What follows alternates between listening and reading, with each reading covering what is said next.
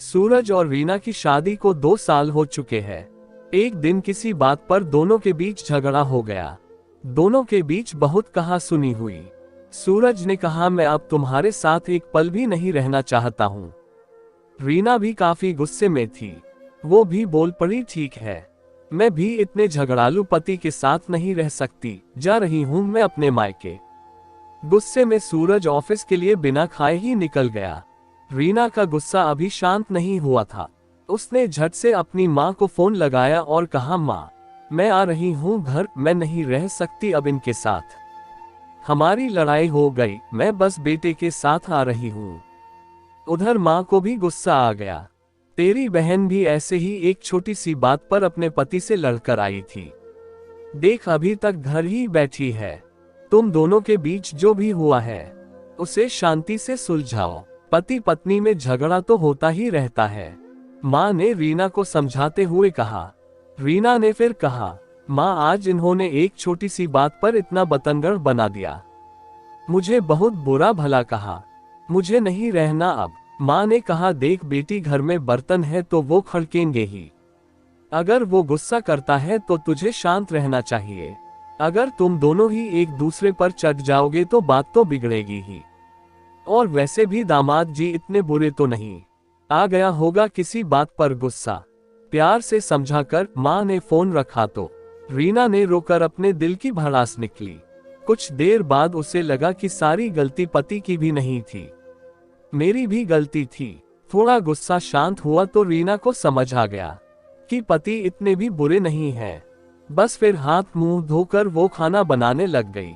सोचा कि आज पति के पसंद का खाना बनाऊंगी और जब वो ऑफिस से घर आएंगे तो माफी मांग लूंगी। बस ये सोचकर रीना ने सूरज की पसंद की सब्जी बनाई और जब शाम को पतिदेव घर आए तो हंसते हुए उनका स्वागत किया। पति खाना खाते हुए रीना से बोले, रीना, मुझे माफ कर देना, गलती थोड़ी मेरी भी है जो मैं आज सुबह तुम पर बरस पड़ा। ऑफिस में काम का लोड आजकल ज्यादा है, बस इसलिए थोड़ा चिड़चिड़ापन रहता है। तुम्हारी कोई गलती नहीं थी। रीना, सुनो, अगर मुझे कभी गुस्सा आ जाए तो तुम बुरा मत माना करो। तुम्हें पता है ना कि मैं तुमसे कितना प्यार करता हूँ। और हाँ, घर छोड़ने की बात आगे से कभी मत करना। रीना ने भी हंसते हुए कहा, आप भी मुझे छोड़ने की बात कभी मत करना। रीना की आंखों से आंसू आ गए और वो सोच रही थी कि माँ की एक सलाह के कारण आज उसका घर टूटते टूटते बच गया। अगर माँ सख्ती से रीना को ना समझाती तो अनर्थ हो सकता था। दोस्तों, आजकल हर माँ बाप अपनी शादीशुदा बेटी के घरेलू मामले में बहुत नोक-झोंक करते हैं। वे बेटी का एक भी दर्द बर्दाश्त नहीं कर सकते, लेकिन ये गलत है। रिश्तों में अगर झुकना पड़े तो कोई बात नहीं, आखिर है तो वो अपने ही। पति पत्नी में किसी एक को शांत व्यवहार जरूर रखना चाहिए, वरना स्थिति हाथ से निकल जाती है।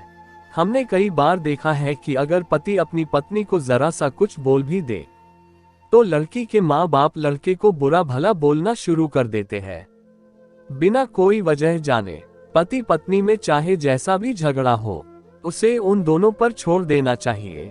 कई बार गलतफहमी की वजह से पति पत्नी जैसा पवित्र रिश्ता भी पल भर में टूट जाता है। आपका थोड़ा सा झुक जाना किसी रिश्ते को उम्र भर के लिए टूटने से बचा सकता है।